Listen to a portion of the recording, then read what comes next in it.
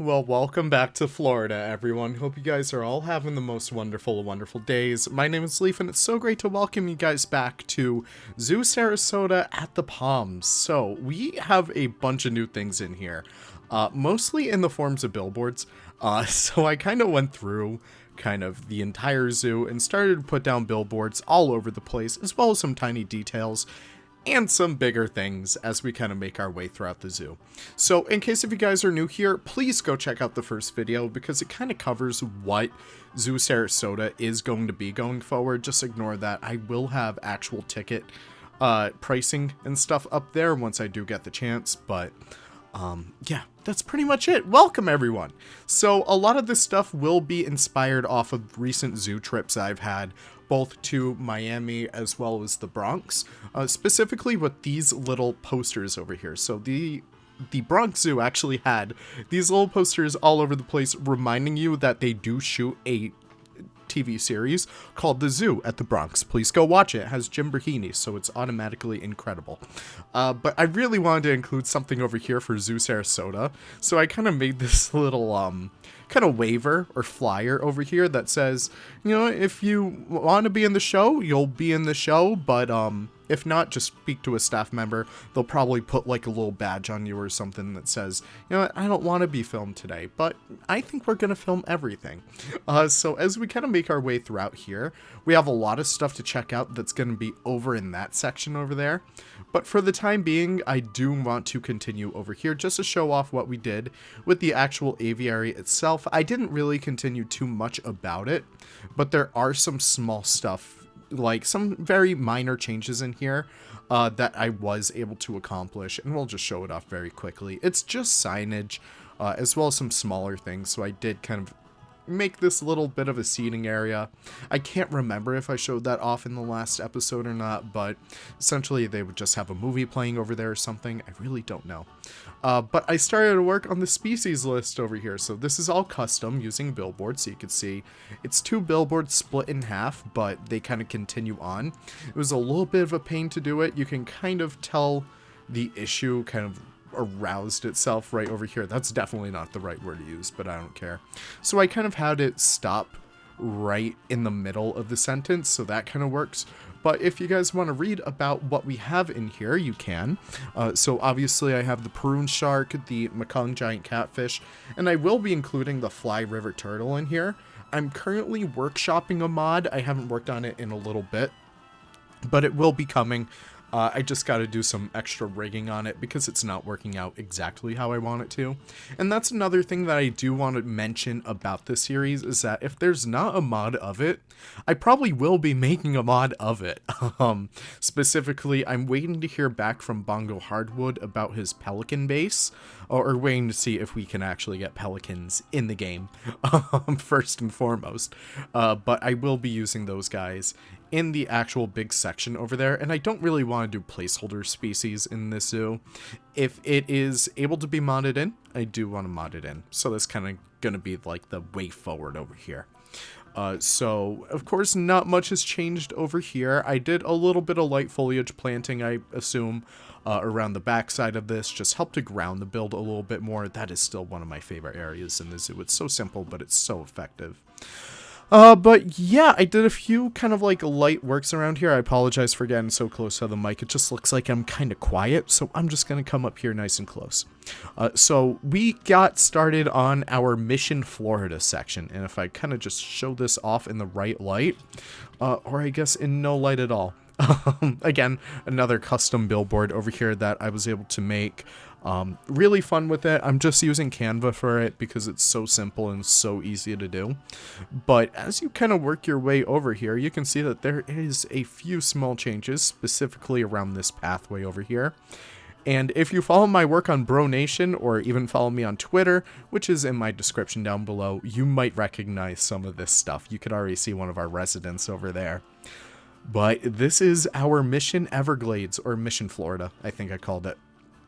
Mission, Florida, because Mission Everglades is Miami. So I have this little section over here. It is kind of based off of Tampa because they do have this little bit of a stadium seating, specifically for their tapirs, but I was like, it doesn't really make sense to throw tapirs over here, so I thought, why not integrate a beautiful big pool over here? That would be for pelicans, it would be for all different kinds of shorebirds around here. Unfortunately, the rosette spoonbills don't really like to stay on land all too much, which is exactly how you would see them. But for the time being, they kind of make they're kind of the only residents of this section of the pool over here, which I think is perfectly fine because they are a beautiful mod. Jen actually made the rosette spoonbill. I hope I'm pronouncing that right. But it's just super awesome just having them in here, just to give a little bit more of a, I don't know, a little bit more of a vibe. But obviously, if I had it my way, I would have already made the American brown pelican in here, would have thrown a few of those guys in here, as well as the American white pelican. But again, still waiting to hear back from Mr. Bongo Hardwood about that stuff, but we'll certainly see that going forward. So I do have this kind of open section in here. I do want a lot more signage in here. It is kind of dead without it, because it just feels like, you know, unused area. I do want signs as you kind of make your way throughout here. Maybe like something that welcomes you into the Everglades section or tells you what kinds of animals are down that way. But again, a lot of this is mod dependent, and those mods that I have in mind just haven't been made yet. I have an idea for one, and I think I'll actually work on that with Nick right after this. I just got done with him. We just got back from the zoo together.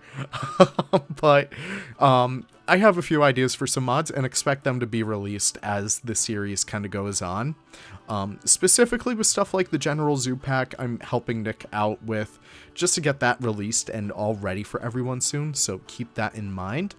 I know not too many people like modded props, but I tend to love them. They're just really awesome to use, especially the foliage back here.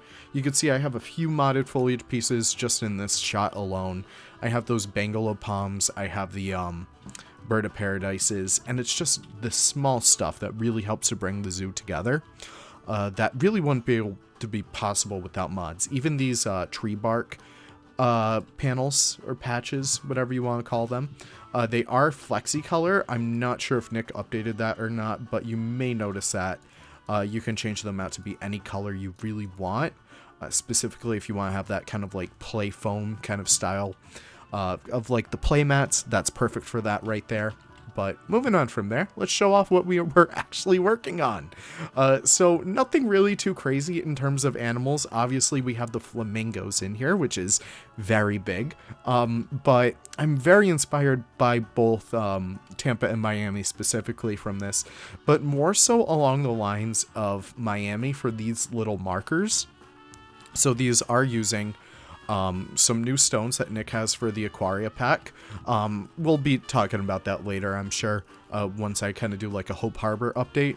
But they have these little biomarkers where you would see just a little beautiful picture of a biome that you're kind of walking through, and you would have animals that kind of correspond with that. So I'm not really sure if I want to keep this one as tropical hammocks, because I feel like that would be more so along the lines once you get into a lot more bird work, which I guess we kind of are in.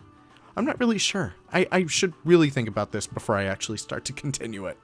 But here is our flamingo pool. You may notice that the water is connected to that other side, and we will get to that once I actually finish up what's over here to our left. But I did want to have a nice big welcoming flamingo pool. I'm not going to pull a Miami and put it on the outside of the zoo because it really doesn't, I don't know, it really wouldn't fit the vibe of what I'm going for. But I think the flamingos are a welcoming addition to Florida, especially with those other kinds of birds that we were working with over there. But this pool was so fun to put together. You may notice that these edges are very smooth, and that is because they are all made out of individual kind of North African plaster round towers and just North Africa plaster pieces. So that kind of creates that nice kind of sloped look. They kind of look like half notes or like treble clefs, or I really don't know at this point. But yeah, it's just a really awesome flamingo pool. I have this kind of food enrichment down there. I'm not sure if the keepers feed it up or not, but I might get rid of it if it's not really usable, because it really doesn't affect the gameplay at all. However, they will come up to this herb scent enrichment marker just to come up a little bit closer to the guests, which birds are typically very curious animals. They would kind of do that. But it's just a really awesome view across here. And it really gives a really good sense of scale. I'll show you guys what it looks like over there. Really do love the red on that roof over there as well. There are a few small things that I really haven't gotten the chance to do. Specifically, a lot more gutter work. I do want to do some gutter work on that side of that building over there. But I will get to that eventually. All of these buildings are going to have interiors. It's just a matter of, do I know how to do interiors or not just yet? I really got to just bite the bullet, look at some reference, and then really continue on from there. But just to give you guys a little bit of a sense of scale as to what we're working with, here is the kind of space of what we're working with for the flamingos. And I do need to add a door to them right over here. But you get a really awesome view from here. Let's just say, in case if you're doing like a behind the scenes tour, you could actually see right out there and get a really good view into their exhibit. They also have another door that links right up over there, so you could see that. And then the keepers would be able to kind of access the habitat through over here. I think since I'm already over here, I'll just show off this section because it really doesn't affect too much of what happens over there. But again, I'm really leaning into the Miami kind of side of things with like a Tampa kind of flair.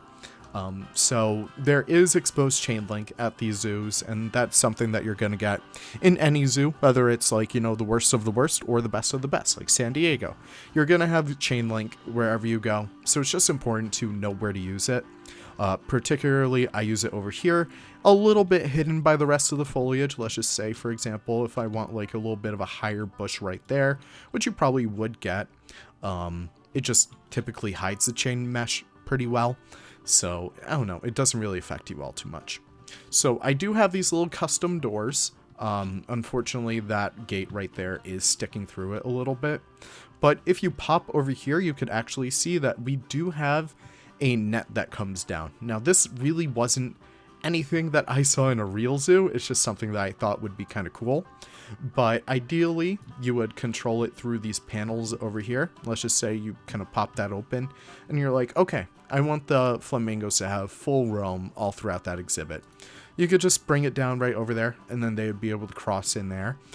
However, I have these set up as separate habitats. So if I come over here and click that, you can see that this habitat gets cut off right at that little marker over there. I don't know, it's just something I really liked. It's just something that helps to keep these two species apart. Well, ideally there would be like 5 species in there. I have a full species list. It's currently in the works, but I guess I could kind of show it off to you guys. So just remind me to throw that in the description down below. I could actually throw that in there. But my feet are getting pretty wet in here, so let's kind of make our way for dry ground. And let's go visit some of our other drier ground animal friends. So these exhibits are directly ripped off from both Miami from the burrowing owl one, as well as ZooTampa for the striped skunk. But right off the bat, I was very inspired by Miami because they had these little adorable like animal pictures photography section just showing off the native wildlife of Florida. So I was able to kind of collect a few native species from here, whole bunch of birds. So I have like, you know, the egrets, I have like the ibis, the gar, manatee, panther, I have the alligator over there, dolphins, spoonbills, just all that jazz. And it really is super cool. It just helps bring like a whole new dimension and a little bit more storytelling to the zoo, which is something I really want to continue on with throughout this series. It's just all that storytelling. Now, here we go. So this is our burrowing owl habitat. You may notice I don't really have too many animal specific signage just yet.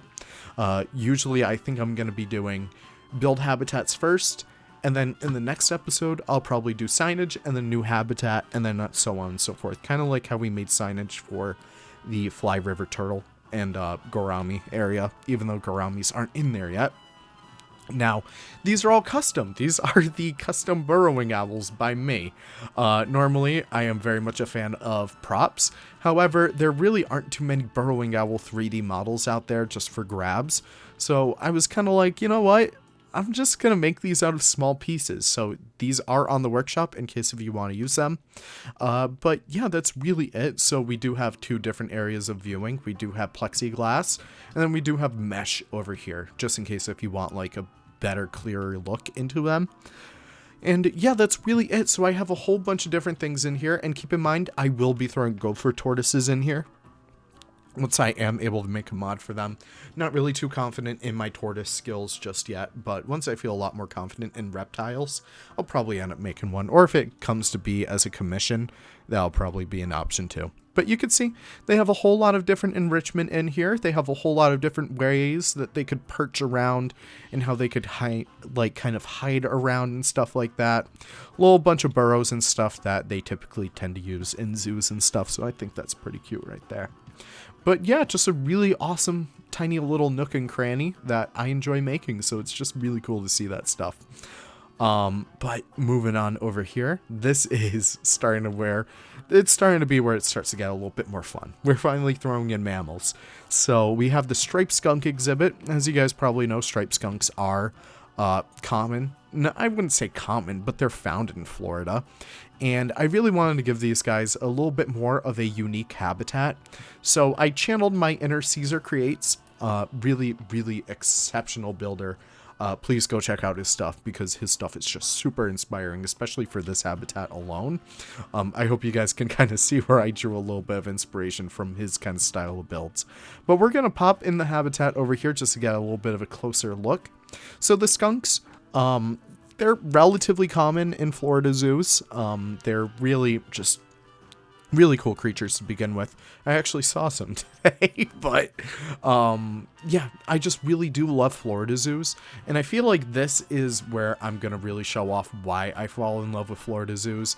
It's because they have such a huge attention to detail for their native wildlife, because they're so proud of it. It's the whole reason why so many people tend to love the nature of Florida. It's because it has some of the most unique wildlife in the United States. Specifically because of so many different biomes, whether it be the Pine Rocklands, where ZooSarasota is kind of based in, or if you have the Everglades, or if you even go up north to like the Pensacola area, you have so many different kinds of biomes where so many different animals live, and it's just super awesome because of that. And specifically, I wanted to give the skunks not a huge habitat, but definitely an interesting habitat with a lot of enrichment in here. So we'll kind of go over what they have throughout here. Obviously, this enrichment isn't really usable because we can't build custom enrichment, but we can imply it. So I do have a little bit of an egg carton over here. So these eggs would be ones that, you know, the skunks would eat. They're, I'm not sure if they're omnivorous or not. I genuinely forget. Let's actually check that out. Why not? That's why we have the Zoopedia over here. So they are mephis, whatever. Used for farming, whatever. Yeah, I'm not really sure. Do they even say what kind of food? Okay, yeah, insects, kibble, fruits, and vegetables. Okay, so they are omnivorous. So they would eat eggs if, like, you know, given the treat. So I do have a little carton over there.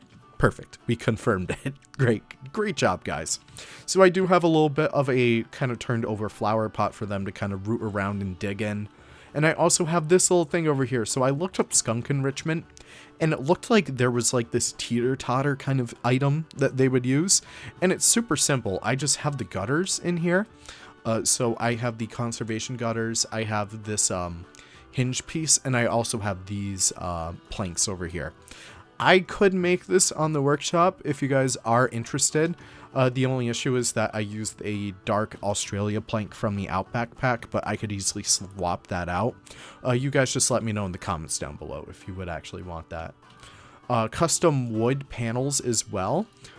So I did make these all custom. I was super proud of it. But if I pop over here, you could kind of see where they came to be. So they're the Planet Zoo beam round painted. And I do have European window hinge shutters, every single stud in there, twice for every single thing. It's very laggy, so please don't go too crazy with anything like that, but it's still so worth it just to be like looking at all that detail packed in there. It really does feel like it's a real Florida zoo. I don't know, I really do love it. Again, we have areas for custom interiors as well. It's just I really don't know what a skunk indoor habitat would look like. So I just have it be all this entire area in here until I feel confident enough to actually decorate it a little bit. But popping back over here, again, I'll be doing signage later down the line. But this is pretty much what it looks like. I don't know, I just also like it. You may be wondering what these little knobs are on the windows itself. That is bird-safe glass. So a lot of the time zoos will tend to put stuff on the glass just to make sure that birds don't fly in or out of it, or into it, really. So you'll be seeing that a lot as we kind of work our way throughout, like, you know, the different plexiglass viewings throughout the zoo. And you can also see it with the burrowing owls right over there, specifically because they're also birds. They can't really tell glass from not glass. They're smart animals, they're just not that smart. But yeah, that is pretty much it for additions, I want to say. Just looking at this place from above, it looks like that pretty much covered it. I really like to think that we put a huge dent into this build so far. We really did add a lot, and it's super awesome just to see how well it comes together. And I should probably show you guys the view from over here too, just to really hammer down how beautiful it really is when it all comes together. But I don't know, one of the reasons why I did fall in love with Florida Zoo so much is because it's so bright, it's so vibrant, you have so many plants, you have so much room for animal diversity specifically, and such a huge focus on native wildlife, which are all examples of like reasons why I tend to love zoological parks that much. And it's just super awesome, especially with Florida. They really do love their like botany, and they really do love their native wildlife, which is like, it's such a key driving factor to what makes so many of those zoos so awesome in my eyes, and it just really helps it come together. Now, going forward, I'm not sure where I'm gonna land. So looking at this top down, over here, we could easily continue Florida, which I'm kind of leaning towards. Giorno Pizza, a fantastic modder, is currently reworking the American Black Bear. So she's going to be working on that. It looks super awesome so far. So maybe we could actually get our first big, very charismatic animal in there. We could continue on in the aviary just a little bit more. The netting is going to absolutely terrify me, so maybe we could do that. I also have the primate section kind of planned right out over here, so we could easily get some gray apes in there as well. I'm not really sure where we're going to go going forward, but it's coming together so nicely. And definitely, I do want to continue Florida just so I could build for manatees. It's something that was really on the back of my mind when I started this project to begin with. And it's something that I really do want the opportunity to do sooner rather than later. But all that being said, this was just so fantastic to be able to show off to all of you guys. It's easily my favorite project so far in Planet Zoo. And I really do hope you guys are enjoying it as well, because it seems like the retention on the last video was very good. And I can only say the series is only going to get better from there. I mean, just look at this. Look at this right here. How much color this is. How much this pops. I'm trying to figure out where to end the video. I think we'll end it like right around here. But I don't know. I think I may include some shots at the end just to like really settle down how insanely fun this was. But thank you guys so much for watching. You guys are always the best. I can't wait to see you all in the next episode of ZooSarasota at the Palms. I hope you all have the most wonderful of wonderful days, and I'll see you then. Bye-bye.